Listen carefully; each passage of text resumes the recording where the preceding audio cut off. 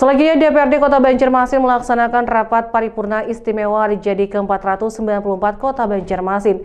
Dihadiri Wali Kota dan Wakil Wali Kota serta sejumlah undangan lainnya.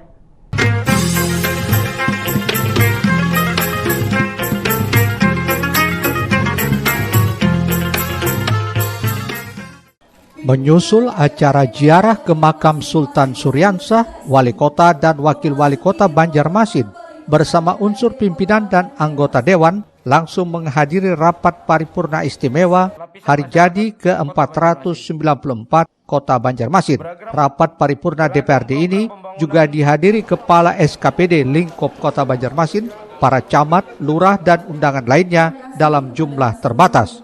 Selain itu, kegiatan di gedung Dewan ini dilaksanakan dengan tetap menerapkan protokol kesehatan. Ketua DPRD Kota Banjarmasin, Hari Wijaya menyatakan, sesuai tema mewujudkan Banjarmasin Baiman untuk pembangunan inklusif, tangguh dan berkelanjutan, diharapkan Kota Banjarmasin ke depan tumbuh, maju dan berkembang.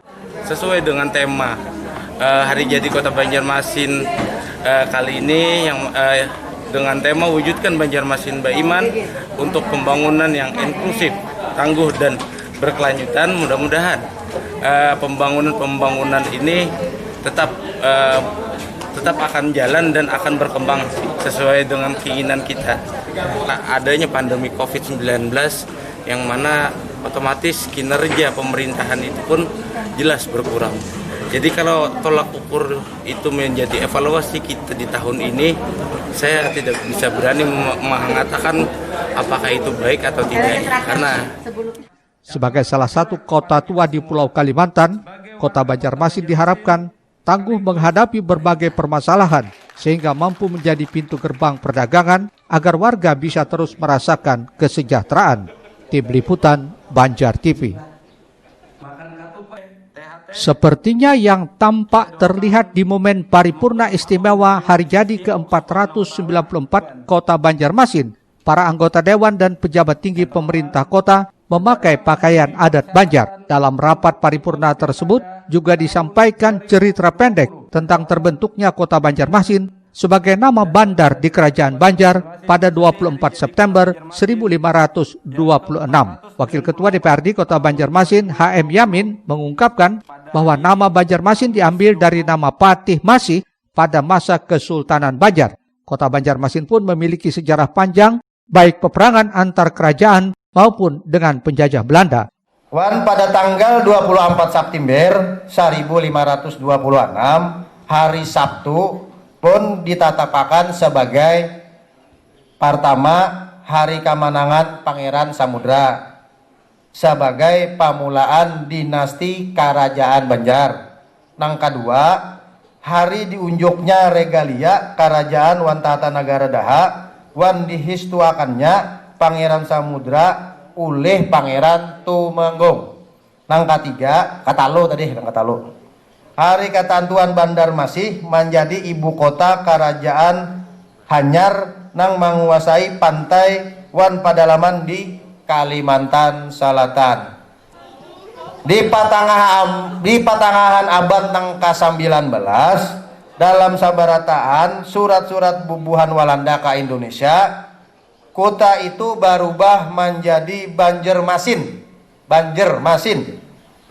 Imbah zaman Jepang, sambatan itu berubah pulang jadi Banjarmasin. Wan imbah balaku ijaan Hanyar Indonesia, kota itu berubah menjadi Banjarmasin kebanggaan kita. Namun dari semua itu, masyarakat Kota Banjarmasin dapat melaluinya dengan baik. Segala rintangan hingga kemajuan pembangunan sampai saat ini bisa dicapai. Tim Liputan Banjar TV.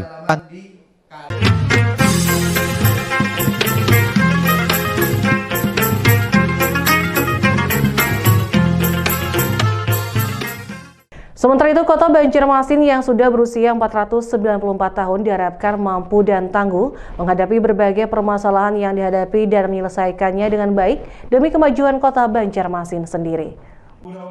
Sementara itu, Wali Kota Banjarmasin Ibnu Sina mengungkapkan banyak program yang sudah dicapai untuk pembangunan dan kesejahteraan warga Banjarmasin.